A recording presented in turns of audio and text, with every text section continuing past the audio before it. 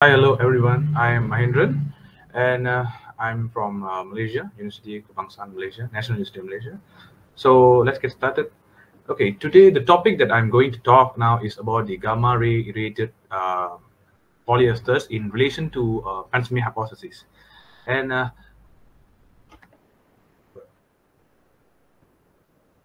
moving. Yep. Okay. So we know that origin of life is the transition of inanimate matter to animate matter, but how it happened, no one knows. So scientists claim that LUCA, last universal common ancestors, is the first organism or life that could have formed. LUCA is the hypothetical organism ancestral to all three domains, which are bacteria, archaea, and eukarya. So how does LUCA form? Or perhaps what could have aided the formation of LUCA? Still unanswered question as well. However, we are getting close to it. Maybe yes, maybe no, we don't know it. But several claims has been done where several worlds that could have kickstart LUCA, which is like a RNA world, thermal vent world, clay world, metabolism first world, and lastly like a membrane world. I am much more interested in this membrane world concept.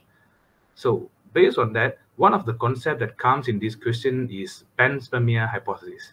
It suggests that life on Earth did not originate on our planet, but it was transported here through comets and meteorites from elsewhere in the universe.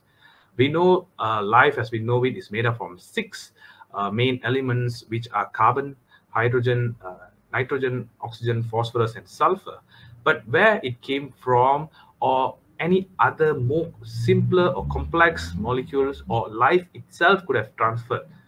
If yes, how this system can withstand extreme space condition like high, extreme heat, extreme cold, cosmic rays, and everything.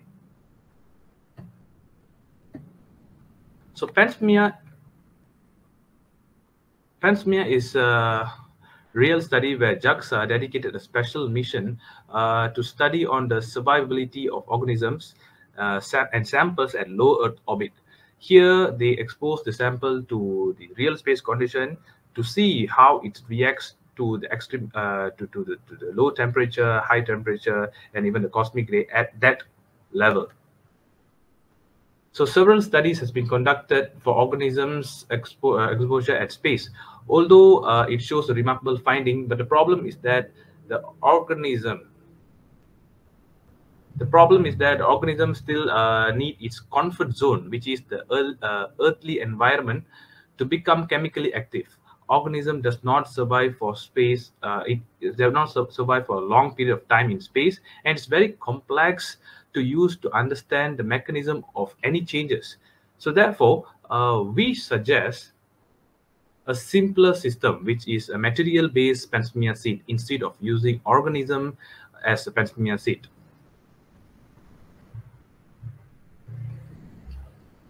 So polyester gel can be the material-based panspermia seed. The polyester gel can be made from by dehydration of alpha hydroxy acid, where it can form long chain of polymers in a gel-like state. These gel can do liquid-liquid phase separation to form membraneless microdroplets once it had been rehydrated. These microdroplets shows exciting features and functionalities, which are material exchange, where chemicals or any other molecules can be absorbed and we can release on by the microdroplets, and also it can move around from one place to another, and it can do coalescence where two droplets can join together to become a bigger droplets to increase or to provide more space for the material exchange to happen. And lastly, it can do evolution. I mean by it, the lipid scaffolding can come around it, and it can evolve from membranous microdroplets to become membrane-bound microdroplets. So, in the concept, I'm trying to I will explain how the membrane-based panspermia seeds work. So, based on the picture, we can see that donor planet where the membrane-based panspermia seed exit, and it's endure the space condition, extreme space condition like gamma radiation, UV radiation, microgravity, desiccation, and temperature fluctuation. And once it been received to the landed on the recipient planet, This is where the rehydration happens, where the gels form microdroplets and the functionality begins as I described earlier. So since it is very complex and it's very hard to find out how this whole extreme condition affect the material-based panspermia seed, I like to explain about how gamma radiation itself can affect the polyesters. So how I did this study is basically I take three types of alpha hydroxy acid, which is luecic acid, lactic acid, and phenyllactic acid. And once I form the microdroplet, once I form the gel, I expose to gamma ray radiation, it's cobalt 60 source, and compare that with the unexposed samples by in terms of the functionalities and its microdroplets, and also in the polymer chain, any changes in polymer chains or not. So not only gamma ray facility, but in future, I will be moving on to other radiation, other exposure as well, as I described earlier, like extreme temperature, UV radiation, vacuum condition, and microgravity as well. The next phase will be probably to understand the thermodynamics of the polyester before and after of this exposure. So let me just show you how this gamma exposure dosage affects the polyester. So before that, I exposed the polyester for 3 different time interval, which is 1 day, 3 days, and 7 days. So 1 day is equivalent to 25,000 grays, and 3 days is almost equivalent to 77,000 grays, and lastly 7 days is equivalent to 181,000 of grays. So what is this grays and then these units represent? So for that, I just gave you a short picture of here. So astronauts are exposed to ionizing radiation with effective doses in the range of 50 to 20,000, 2,000 microsievert. So that's like if you have to get 150 to 6,000 chest X-ray. So just imagine that one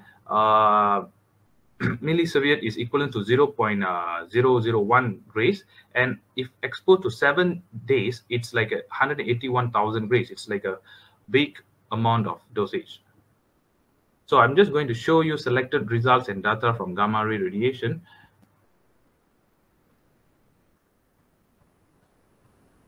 Okay, so this is the mass spectrometry results that I've been studied. So based on this, MALDI data for LA, which is the lactic acid, for 7 days, it shows that there's no difference in terms of polymer chain. The longest we can see is that LA36 for control and LA34 for exposed sample. So this is relatively like it is robust enough until it can sustain for 7 days.